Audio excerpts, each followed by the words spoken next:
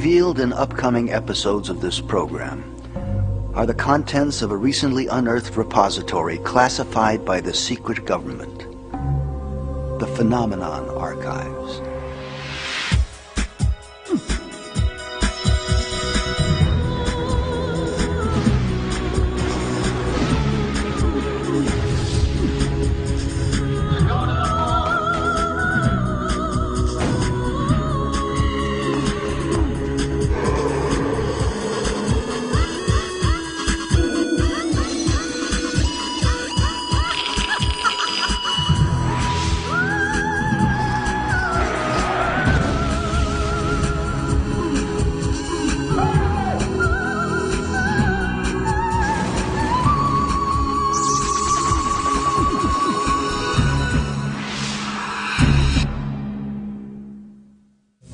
Energy. Without it, the world economy would grind to a catastrophic halt. In the 20th century, wars have been waged over fossil fuels. What if we were to learn that there exists a new form of clean energy in virtually unlimited supply? A renewable resource, legitimized in hundreds of laboratory tests and peer-reviewed scientific journals, but which is ignored by governments and censored by many prestigious publications.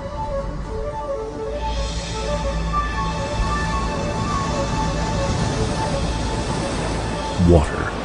Its urgent rush to shore has chiseled craggy cliffs from solid stone.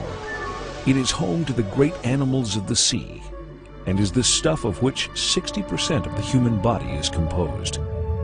Over 2/3 of our world's surface is covered with this life-sustaining substance. Yet to this day, many aspects of water remain a mystery. Over a century ago, visionary novelist Jules Verne wrote, "I believe that water will one day be employed as a fuel, that hydrogen and oxygen which constitute it, used singly or together, will furnish an inexhaustible source of heat and light."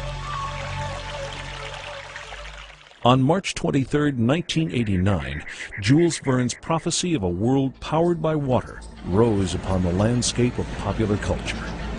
Two distinguished chemists, Dr. Martin Fleischmann and Dr. Stanley Pons, announced to the amazement of the world that they had detected a nuclear-like reaction that could turn water into a powerful new fuel.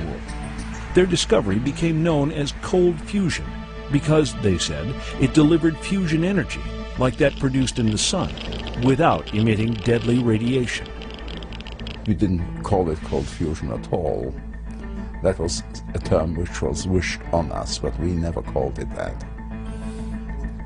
We felt the processes had to be nuclear to account for the high levels of the energy. In answer to their claim, the Department of Energy quickly assembled a review panel headed up by Dr. John Huizenga. We wrote a very negative report and concluded that the results that were being presented to us were contrary to everything we had found out about nuclear physics over the last 50 years. The sword of this panel's condemnation struck with speed and brutality, ignoring the facts in a blind rush to judgment. Hot fusion physics people have been very vigorous in their denunciation of this being called fusion. Right away, reports came in of excess heat, much too large to be from any chemical reaction. Laboratories from Texas to India confirmed the presence of tritium, a vital determining feature of a nuclear reaction. Within 2 or 3 weeks, we got the first results, and several groups started saying, yes, we are seeing excess heat, and but the most important and unbelievable phenomenon at that time was the observation of tritium. A mudslinging frenzy followed. The old guard of the scientific establishment, with their powerful influence in media and government, did everything possible to denounce Pons, Fleischmann, and their unprecedented work. In conclusion, we have no evidence in our laboratory with any of our samples for fusion. I'm very sorry that Professor Lewis has no information on the tritium levels. That is available, and is available in the correction list to the paper. We know the foreground, we don't know the background. I would like to specifically... The background, I beg your pardon, the background is available in the corrections to the paper. That might be. I would like to specifically Well, hear then whether or not please helium... Don't Could we go on to the question? Peer-reviewed publications like Nature divisively shamed the discoverers with allegations of incompetence, touching off one of the greatest tragedies in the history of science. I think that, broadly speaking, it's dead, and it'll remain dead for a long, long time.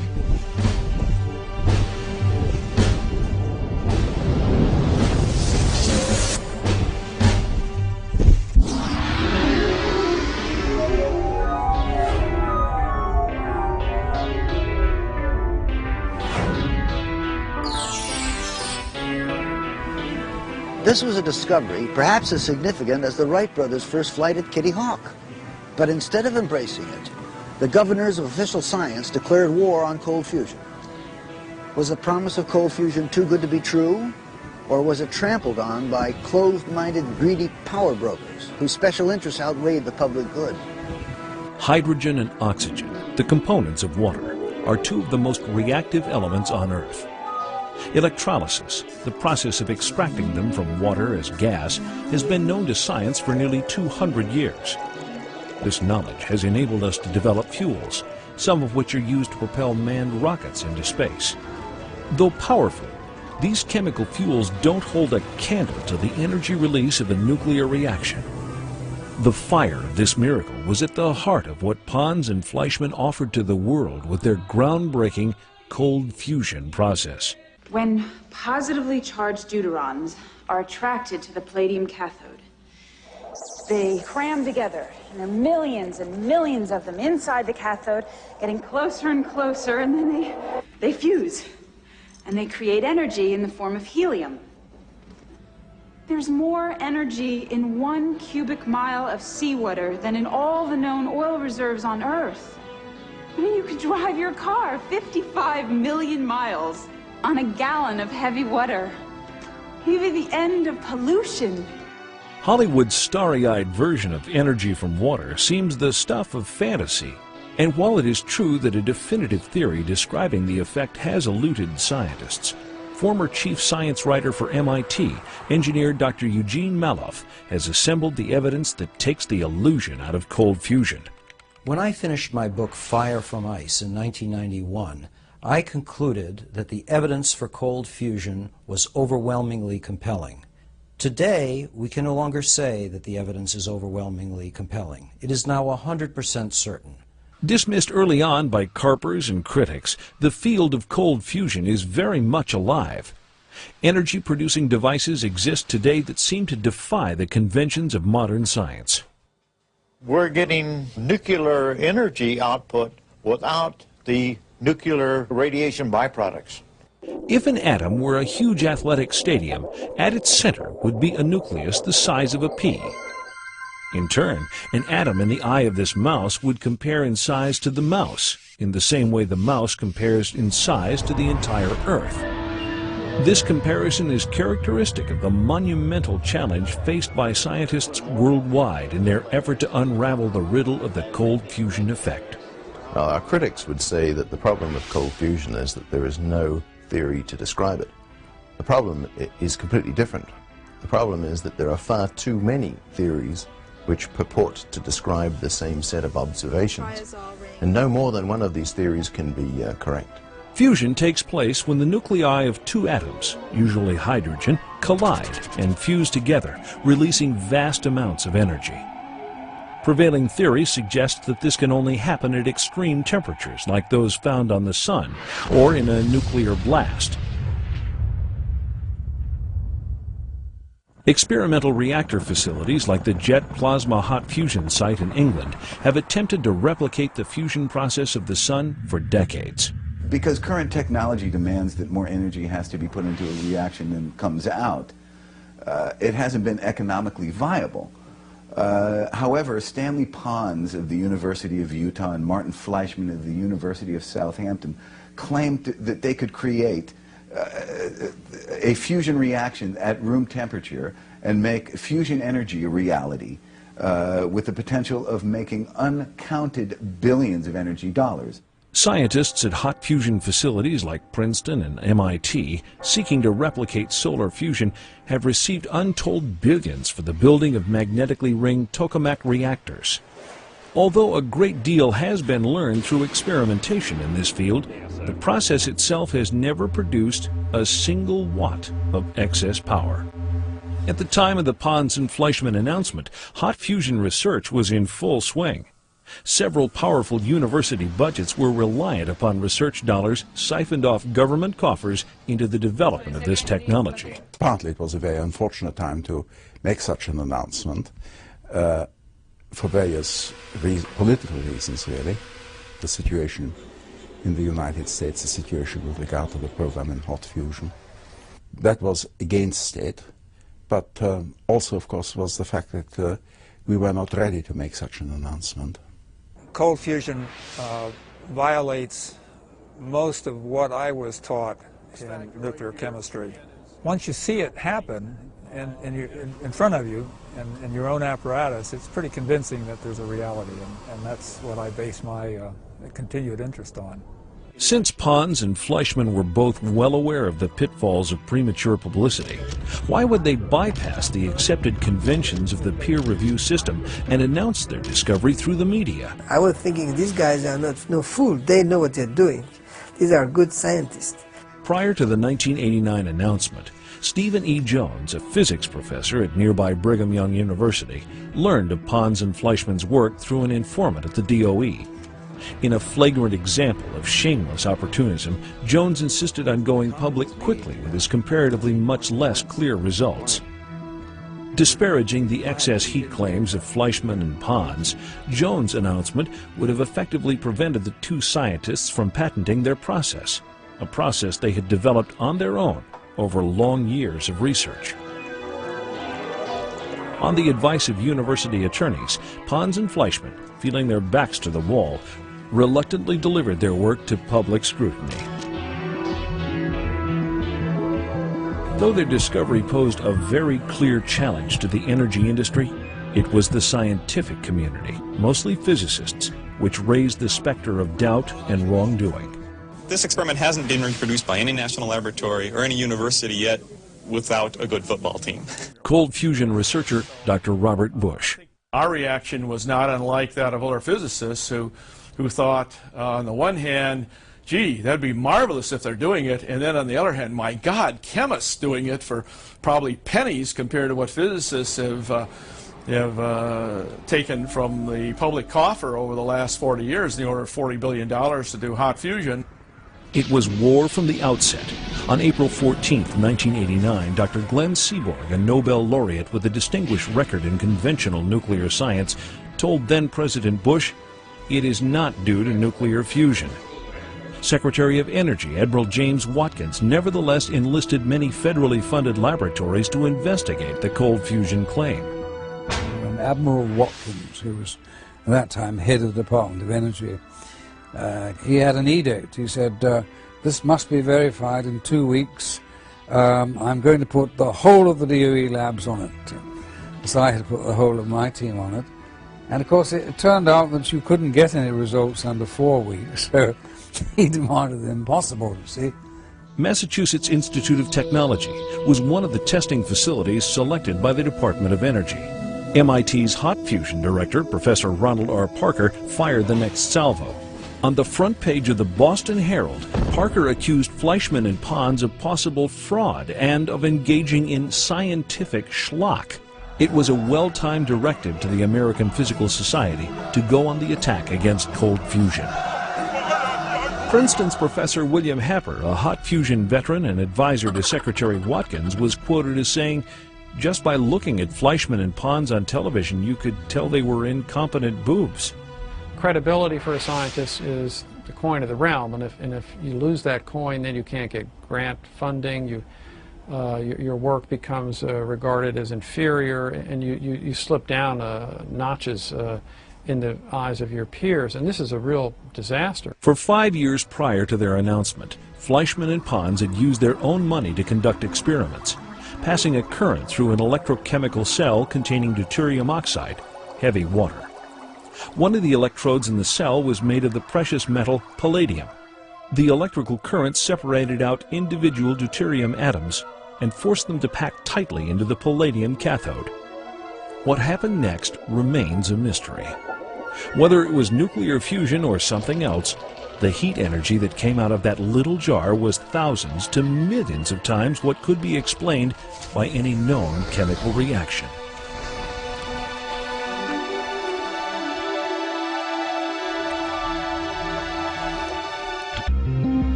To most classically trained physicists, the idea that low-level nuclear reactions could produce significant heat energy was unthinkable. The nuclei of atoms are all positively charged. They repel each other.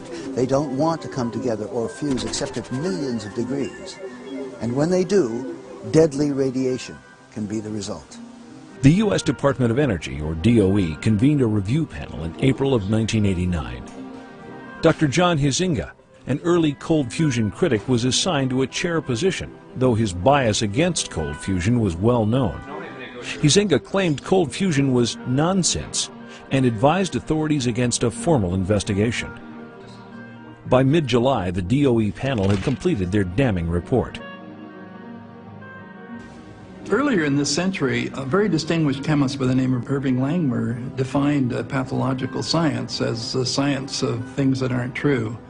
And I have labeled my book, Cold Fusion, the scientific fiasco of the century, simply because there's no experimental evidence at this point that any nuclear reaction products have been formed. Therefore, the claim that cold fusion is a nuclear reaction process without a commensurate amount of nuclear reaction products is simply pathological science. But 10 years of results from successful experiments support another conclusion.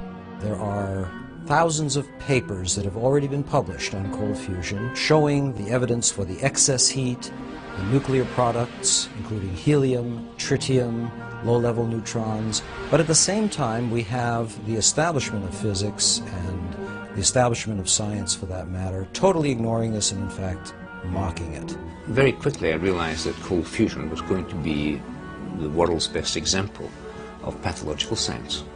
The criticism of pathological science is one which has quite frequently been leveled at unusual investigations, which admittedly sometimes are at fault.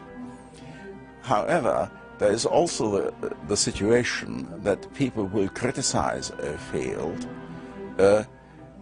long after they should really have given up, and that is pathological criticism. They just get trapped in a situation. They have made a criticism. They have to maintain their criticism against all the evidence. After decades of painstaking observation through his own homemade ground glass lenses, the Dutch janitor Anthony Leeuwenhoek opened our eyes to the realm of microbiology in the year 1675. The world of science, however, continued to thumb its nose at the field for nearly 200 years, ridiculing the work of men like the great Louis Pasteur.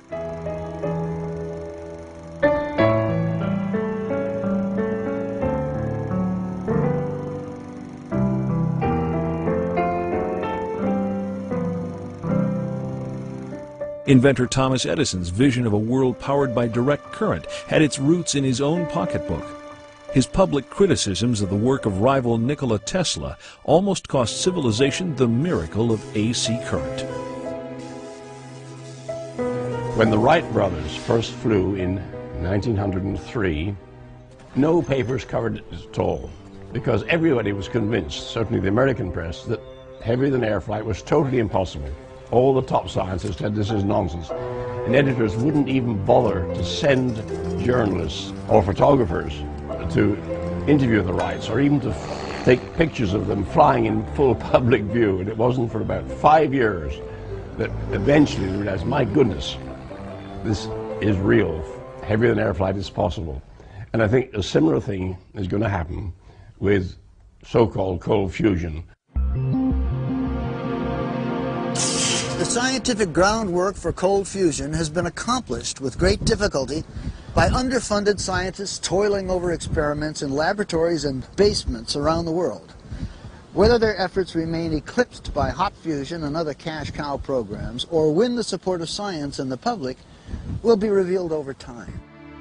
Despite the nasty accusations made against cold fusion, accomplished scientists like Dr. Bob Bush and Dr. Edmund Storms of the Los Alamos Laboratory continued their leading-edge work, often producing extraordinary results. We were seeing this marvelous effect of excess power and integrate over time excess heat in our own laboratory. So it wasn't as if we had to take somebody else's word for it. We had proved it. The conclusion was that the amount of palladium that you could fit on your thumb would be enough to produce a reactor that would supply the city of Los Angeles with all their power need.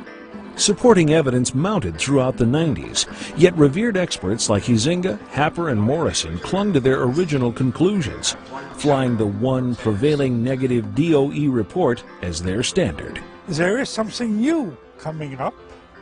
You know, professors who teach physics hate to change their courses. And generally, they don't appreciate monsters which crop up and which cannot be explained within the frame of the present knowledge. Sociologists of science have said that if you get four big names in a field of science to stand up and say that something isn't so, that unfortunately all of the other people tend to fall into line kind of herd-like. When science becomes a part of the belief structure of society, you have the danger that people aren't going to go beyond the boundaries of that science. And every year we are discovering things that we didn't know last year. So science must always keep pace with discovery. And discovery is a real-time process. It is not about dogma. Professor George Miley, director of the Fusion Studies Laboratory at the University of Illinois, was one of the few editors of a peer-reviewed journal to accept papers on cold fusion. Let's take tritium as an example, which is work that Tom Claytor has done at Los Alamos. I asked him, have you convinced your management at Los Alamos that tritium is real? And he said, no, I haven't. Problem is that I only get a positive results 3 times out of 10. Now think about that. If it happens once, the inquisitive scientists should say, well, how did it happen? Let's find out how we can ultimately make it happen consistently. At SRI International, Dr. Michael Micawber was one of the first scientists to replicate the cold fusion effect. There's clearly evidence of anomalous excess heat which occur in these experiments. There are also, in similar experiments, evidence of an anomalous nuclear process. It's my suspicion, my bias, if you like, that the two anomalies are in fact connected. In the free-for-all that followed the cold fusion announcement, hot fusion proponents drew the specious conclusion that cold fusion must work like hot fusion. If Pons and Fleischmann are alive, they contended, then their results must be faulty, since the neutron radiation from the fusion reaction would surely have killed them. They refused to consider that another form of the same process might be at work. In the years that have followed, the cold fusion process has repeatedly produced not only heat energy, but also nuclear byproducts such as tritium and the ash from a nuclear reaction, that all-important indicator of nuclear fusion, helium. It's clearly not possible to produce helium from a chemical process. The only possibility that remains is that the helium is produced by a nuclear process. If the helium is produced by a nuclear process, then necessarily there will be an associated release of heat. Basically, we were just trying to find out when we had excess heat, would there be helium present in the sample? And when there was no excess heat, we would find no helium present. 8 times when we had excess heat, we found helium. We ran controls 6 times when there was no excess heat, there was no helium. Were the alleged negative findings of MIT and Caltech what soured science and the public to the cold fusion claim? Pons and Fleischmann had, after all, breached scientific etiquette by going public first, instead of through the accepted channels of the peer-reviewed system. Data should be published in the most reputable of scientific journals. It should not be published first in the newspapers. It should not be disseminated through the popular media until in fact the information can be replicated. Officials at the University of Utah were chastised for their haste in publicizing the discovery through the media. There's a hypothesis, an idea. The idea is tested in the laboratory. It's written up in a journal. It undergoes peer review, which means experts in the field look at that information. They test its validity. They ask questions about its validity. Then it's published in the journal. Then, of course, the scientific community reads it. Then the scientific community tries to test, can they repeat this experiment? Indeed, data affirming vital aspects of the discovery was published in reputable journals.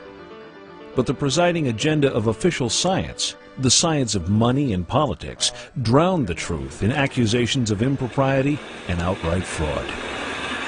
When it was first said by Fleischmann and Pons that cold fusion existed, this went all the way up to the President, and the President appointed a special committee of 22 excellent scientists to investigate it.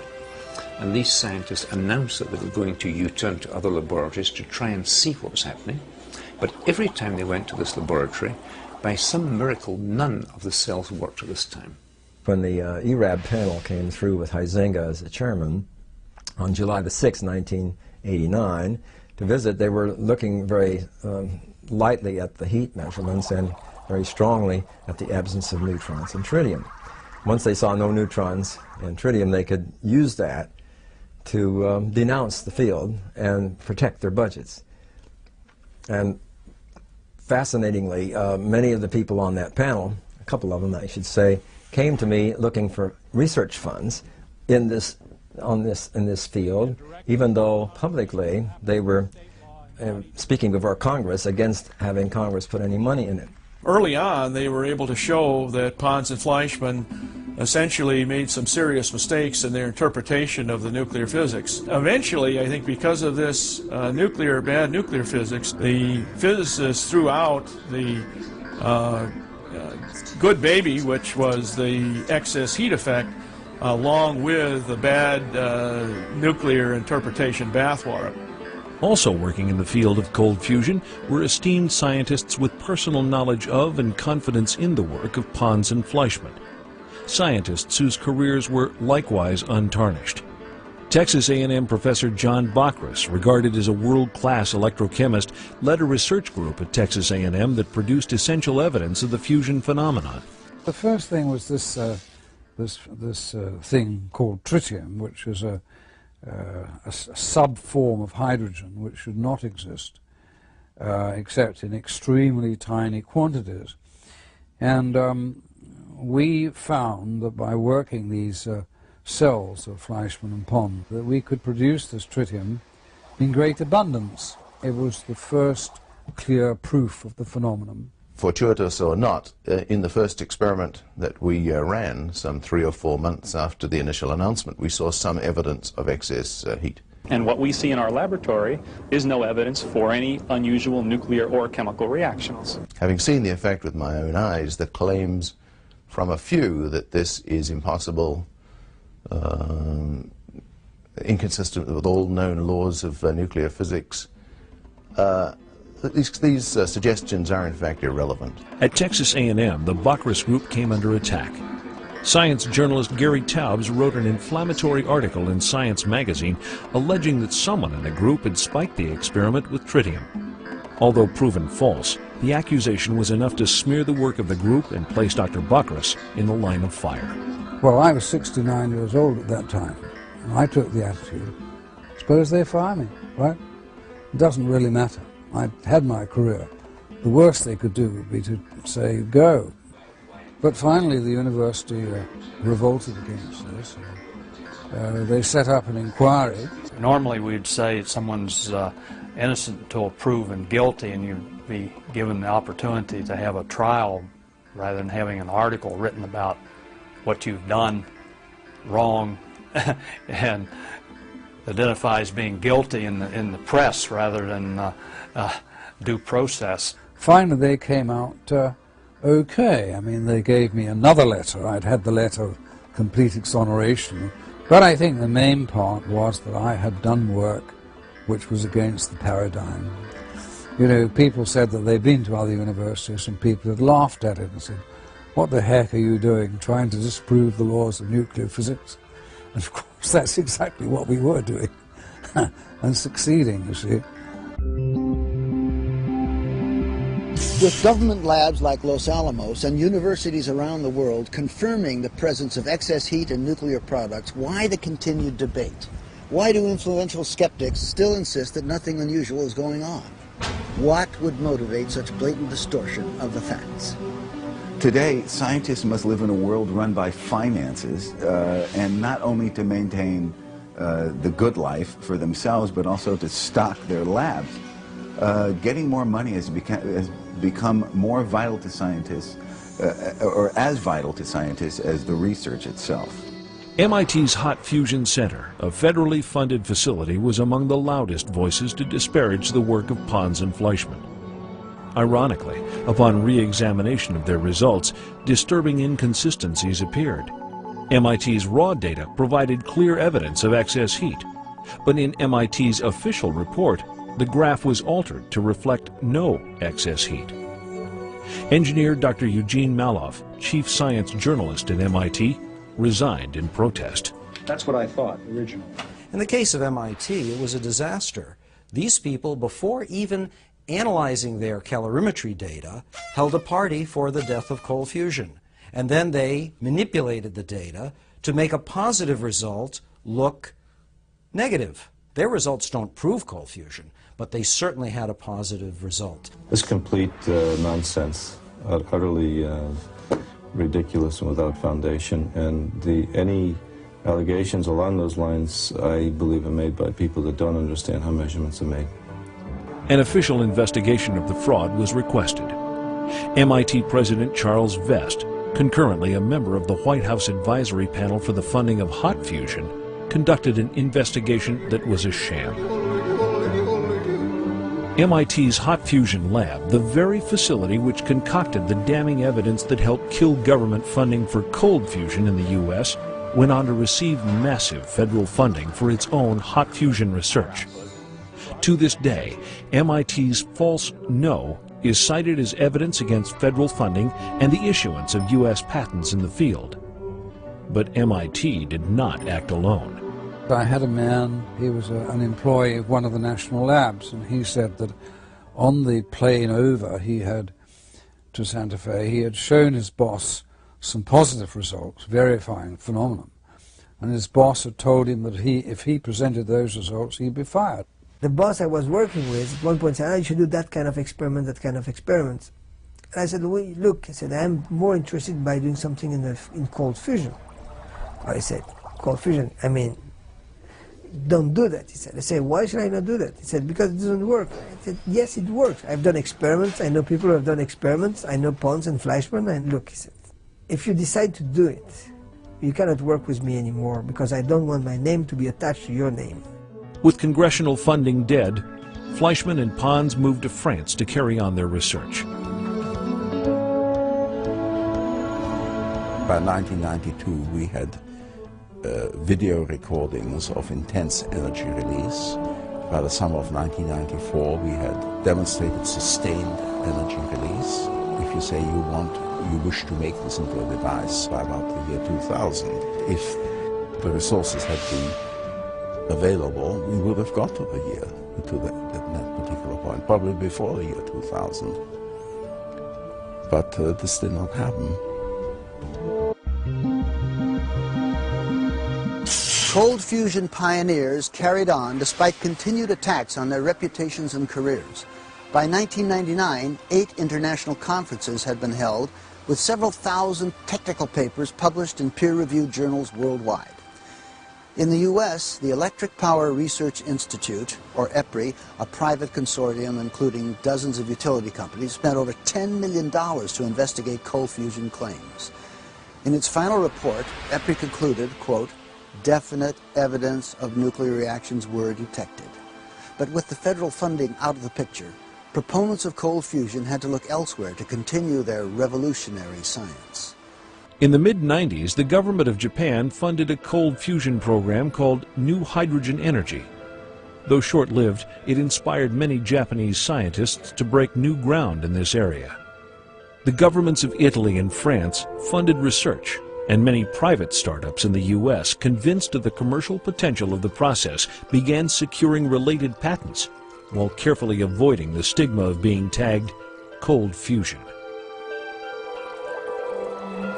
Over the last decade, independent inventors have developed cold fusion devices that have at first glance seemed promising, only to fall short when examined by qualified scientists. But what if a cold fusion device did exist that produced excess heat consistently before trained independent eyes? Clean Energy Technologies of Sarasota, Florida has already brought scientific demonstration cells to market. Using ordinary water and tiny metal-coated beads, they claim their Patterson power cell has produced up to 1,000 times the input power. Motorola sponsored a test of this cell wherein 20 watts of heat were produced for 11 hours. This heat continued even after the tiny input electricity was turned off. They start producing excess heat almost right away, you know. By the time we do the measurements, there's already excess heat. While carefully avoiding being called cold fusion, Dr. Randall Mills of Blacklight Power in New Jersey has attracted substantial funding, creating a company positioned to be a leading manufacturer in the new energy age. Some of our better experiments with the electrolytic cell have generated as much as 1,000% excess heat. For example, if we put 1 watt into the cell, we will get 10 watts out. This vessel is sitting here making, as we watch, helium-4, and the temperature is 215 degrees centigrade. This is the key. We change this just a little bit, and it doesn't work at all. Now, this is a very novel concept that you can have a nuclear fusion occur at 215 centigrade and 1 atmosphere pressure. The temperature record quite clearly indicates in these experiments, as it does in Les Case's experiment, that there is an unexplained source of heat, and the magnitude of that source of heat is approximately the right value to account for the observed helium. So inside this vessel now for 6-7 weeks, we have had deuterium fusing to helium-4 and giving this excess temperature of about 35 degrees centigrade, which is big, a really big effect. The technology of catalytic fusion developed by Dr. Les Case is one of the most extraordinary developments we have in the cold fusion field. He has excess heat, massive excess heat, and also helium-4 production, the very nuclear ash that the opponents of cold fusion demanded in the early days. It appears as though he is very close to having a self-sustaining device that will keep hot by itself, generate steam, hot water, perhaps electricity, before much longer. Alchemy, the idea that lead can be turned into gold, was always considered a medieval myth. While modern science has proved that transmutation of elements is possible, the process is far too costly to be practical. Yet as early as 1992, scientists experimenting with cold fusion observed in their spent cells small amounts of metals like copper, silver, and zinc that simply shouldn't be there. Kevin Wolf, a nuclear physicist incidentally, made many measurements of tritium. Then he got some even more astonishing results as early as '92, which were these transmutational results, the metal forming another metal inside the electrode, you see, which was super anti-paradigm. You know, there's that dreadful word alchemy, which we mustn't use, but it was a form of that in a way, that it was creating new metals, you see. Tadayoshi Omori and Tadahiko Mizuno of the Hokkaido University in Japan produced volumes of data documenting the production of metals from iron to platinum. Along with these, consistently, came the production of excess heat energy.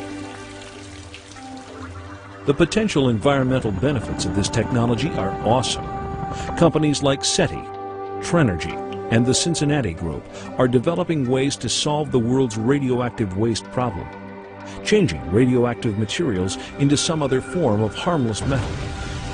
In 1999, developments in this area prompted the DOE to award a research grant to Professor George Miley of the University of Illinois. However, within days of the grant announcement, the ever-vigilant critics of cold fusion science attacked Miley's work and killed his funding. On the secret panel set up to repeal the grant was the ardent enemy of cold fusion science himself, Dr. John Huizinga. Nuclear energy was once a laboratory curiosity. So let's assume that these devices can be developed. The future is then almost unlimited. It could be the end of the fossil fuel age, the end of oil and coal, and the end, incidentally, of many of our worries about global pollution and global warming. While the environmental challenges faced by the U.S. often make front-page news, the pollution problems encountered by third-world nations and countries relying exclusively on fossil fuels fare much worse. 2/3 of the cities has problem in pollution. And 1/3 of the land of my country is damaged by the acid rain. The 80% of the power energy source is from coal. We have 1.2 billion population, and we anticipate it will be 1/2 or more billion in the middle of next century. We consume 1 ton of the coal per capita.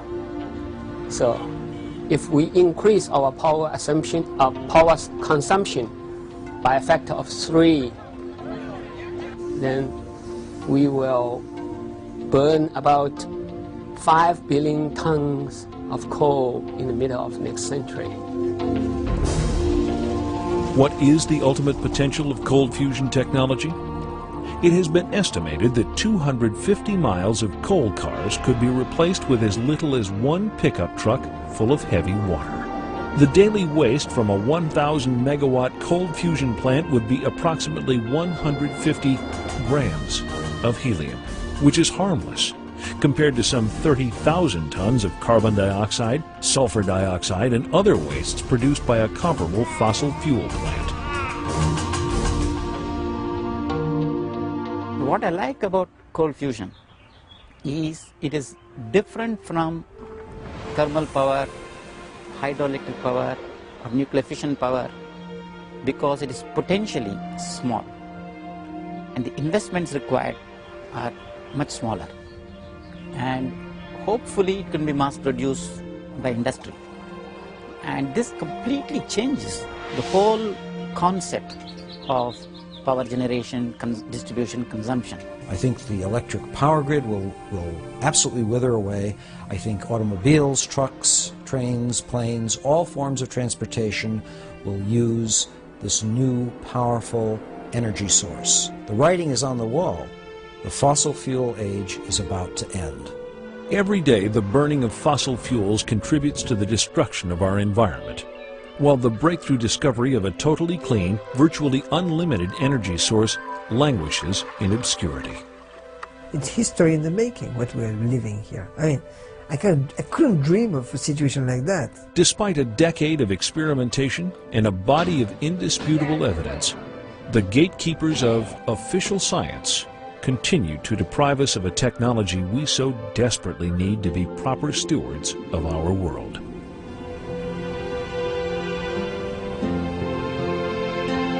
Without some morals or something to believe in on this planet, be it God or science or whatever you truly believe in, and what do you have?